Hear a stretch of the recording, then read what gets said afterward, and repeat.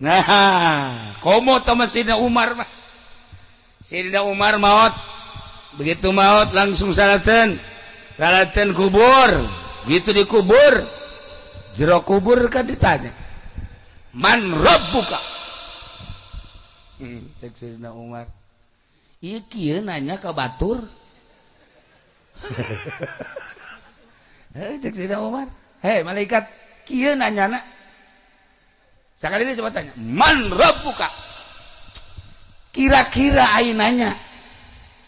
Pantar kula lamun ditanya model kostum muasieun. Coba si eta. Ya, aturan bisa gak jawab jadi henteu.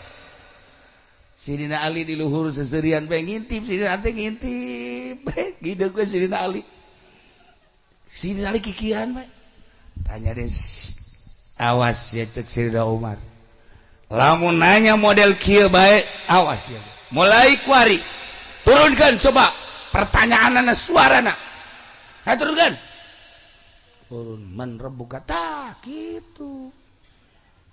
Allah Muhammad Nabi juga Muhammad kiblatuka Baitullah selesai awasnya cek Sidina Ali teh tama Umar mah boro-boro keur hirup keur bae nage cekna di jero kubur masih kene dakwah kene bae masih kene dakwah kene cacak-cacak lamun eueuh Sidina Umar ieu malaikat munkar nakir nanyana geus anta parah ngan kuari mah rada deres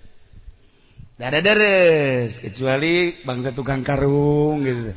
Eta mah rada kejem keneh sebab loba oplos.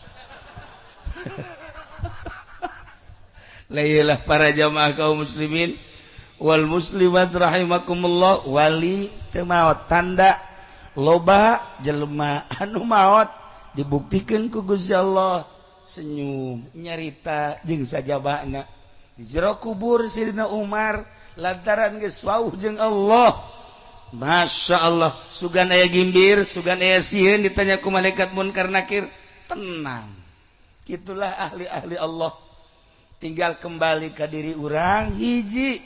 Ketika sakarat urang di mana jeung kumaha, Masya Allah.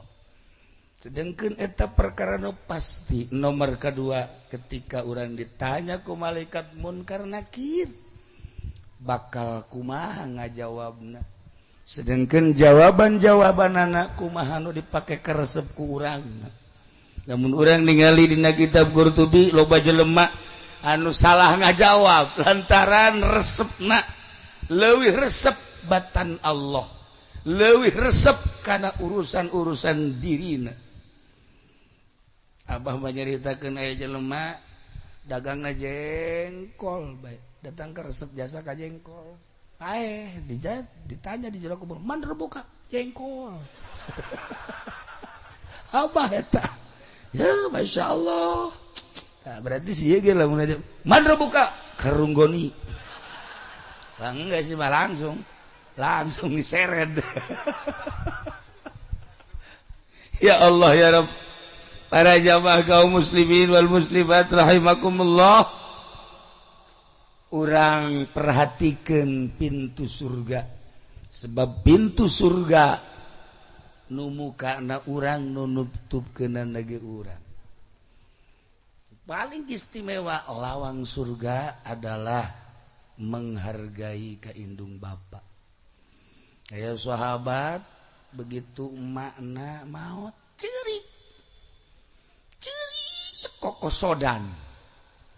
Begitu cerik ditanya banyak seorang sobat sih maut makna cerik datang ke pohara teka harti akhirnya di barepe kunaon ieu maneh make cerik popoharaan apa teu inget kada takdir ingat sedih ku mak maut henteu ieu naon nu dipake ka sedih do dipake ka sedih teh hiji pintu surga teh aya dua ngebakti ka indung jeung ka bapa kuari emak geus eueuh jadi berarti pintu surga nu hiji geus nutup tinggal pintu surga nu hiji deui tah jadi kula teh kuari teh sedih teh lainna naon hayang terus ngabakti ka indung jeung bapa lantaran di dinya lah terletak bukana ngabukana pintu surga kumaotna emak berarti pintu surga tinggal hiji deui.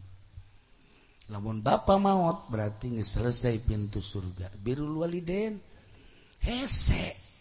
Urang lamun geus maot paling ge bisa kieu we ya urang. Ziarah ka kubur. Namatkeun Quran jang indung jang bapa, maca sholawat jang indung jang bapa, sedekah jang indung jang bapa. Tapi secara langsung mah urang kan henteu bisa ngabakti. Beruntung jelema nu masih keneh boga indung bapa sehingga bisa dedeun jeung nyaaheun indung teh kanu jadi anak ketika anakna ngabakti kanu jadi indung eta teh pintu surga keur mejehna muka. Masya Allah karim. Lamun urang ngabakti ka indung, indung ridoeun ka urang. Eta surga muka lawang. Urang ngabakti ka bapa, bapa ridoeun ka urang. Ya Allah, pintu surga muka deui. Kumaha di diri urangna mustika. Nu aya di dunia adalah indung bapa nu mantap mun aya keneh indung mun aya keneh bapa eta pintu surga sih hade. Pintu surga. Geus ulah hese-hese. Datang urang ka imah. Indung bapa, Waalaikum, Waalaikumsalam. Hampura. Insyaallah. Tuh. Kula mawajang abah tah. Rokok kentong. Alhamdulillah sak abah da Bu, sia bisa aja sakai. Abah masyaallah. Tuh mawa gula, mawa kopi, kudu inget ka abah. Jang emak alhamdulillah tah.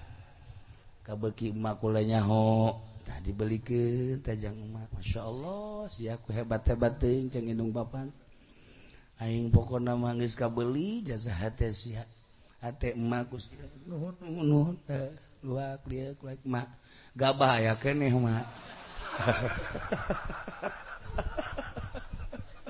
Hate emang sadek naon? Amun aya mah satrek wewa. Eta mah garong tololnya. Temagarong itu masya Allah, ulah gitu ka indung bapa. Eta mah orang pondok.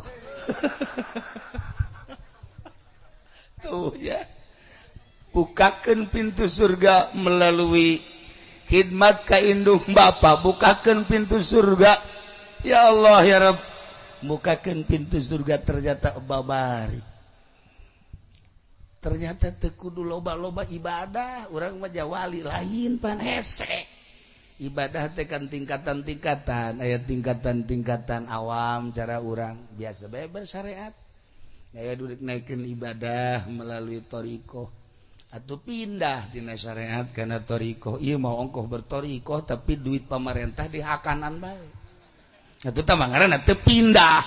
Norekat mah pindah tina syariat kana norekat. Geus atuh alamna ge beda bakalna. Moal daekeun nyana jadi jurkam. Moal daek ada harbit pamarentah nu kos kitu mah karena bersyarat teu salah. Ngan lamun atas nama thariqah berarti pindah ti syariat kana thariqah. Engke naek ka dituna berhakikat.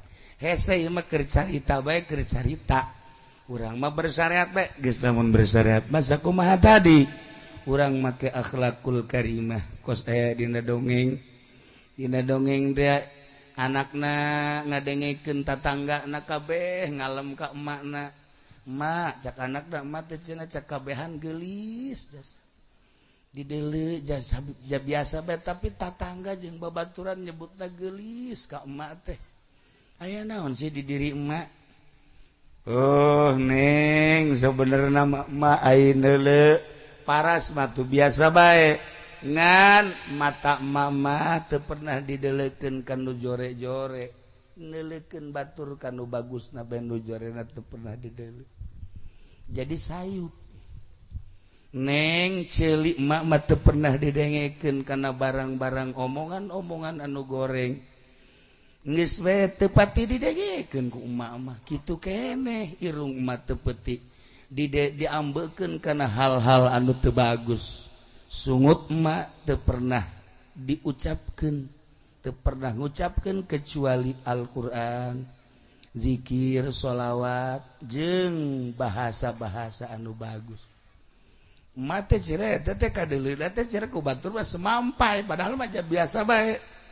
numantak semampai ieu teh teu kudu diet lantaran osok ngaluarkeun ala kadar milik mah jang fakir miskin.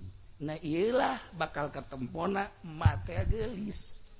Demantak Allah manten neuleuh perangai jang naon atuh neuleuh haji pendi kasep aya hatena mah belewuk jang naon. Jang naon neuleuh seorang wanita geulis tetapi hatena henteu geulis. Anu diperlukeun ku urang teh anu hatena geulis di dunia mah jang moal lila. Innallaha la yanzuru ila suwarikum walakin yanzuru ila qulubikum. Allah henteu neuleuh kageulisan, Allah henteu neuleuh kagantengan, kakasepan. Allah mah neuleuh teh tah qalbu. Hirup urang kuari sabaraha tahun. Meureuneunan kuari teh aya nu geus 50, aya nu geus 70. Pos Bang Haji Pendi. Haji Pendi mah teh ieu teh geus leuwih teh. Anakna geus kieu bae kapan ya bapak mati. Geus leuwih teh hirup di dunia teh. Tandu jelas mah kabehan kan bakal maot ya urang. Nya nu dideuleuh ku Gusti Allah lain banget sakumaha gantengna, banget sakumaha cantikna, awak sakumaha gagahna. Isuk pageto mah babagi awak jadi santapan cacing. Roh urang anu menghadap ka Gusti Allah. Mantap ketika urang hirup di alam dunia ieu teh kan dicoba terus ku Gusti Allah. Dicoba hal ata 'alal insani hinum minad dahri lam yakun syai'an madhkura inna khalaqnal insana min nutfatin amsyajin nabtalihi. Kaula ngadamel manusia tina kumpulan sperma jeung opum. Cai mani lalaki jeung cai mani awewe. Jadilah manusia nabtalihi. Ku kaula bakal dicoba. Urang teh dicoba ku harta, dicoba deui ku sugih, dicoba deui ku susah, dicoba ku sehat, dicoba ku gering. Dicoba terus bae dicoba. Nah ieu kuari kan orang keur dicoba ku corona. Cobaan eta mah masalah. Jadi gerakeun ku Gusti Allah tetep pemerintah teh seperti kos kitu. Dicoba deui ku ari teh. Urang teh ku berbagai ekonomi kaharepna makin parah. Makin parah ekonomi lamun kaayaan kos kieu emang bakal kumaha gitu. Ulah gimbir biasa bae cobaan ti Gusti Allah. Sebab naon urang terlalu ngeunah teuing hirup di alam dunia ye komo di Indonesia supaya salamet urang ulah terlalu cinta dunia nu mantep nang Gusti Allah keneh. Urang lamun sakarat masih keneh aya nu dipeke ka cinta dunia eta nu bakal berat. Tapi lamun geus eueuh di jero hate masyaallah bakal geunaheun sakarat. Urang dicoba berbagai cobaan. Geus jelas tadi susah, sugih, sehat, gering. Aya cobaan-cobaan per hari. Aya jelema deuk ningkatkeun ibadah ka Gusti Allah pasti dicoba. Pasti 100% dicoba. Wajan ku kumaha ge.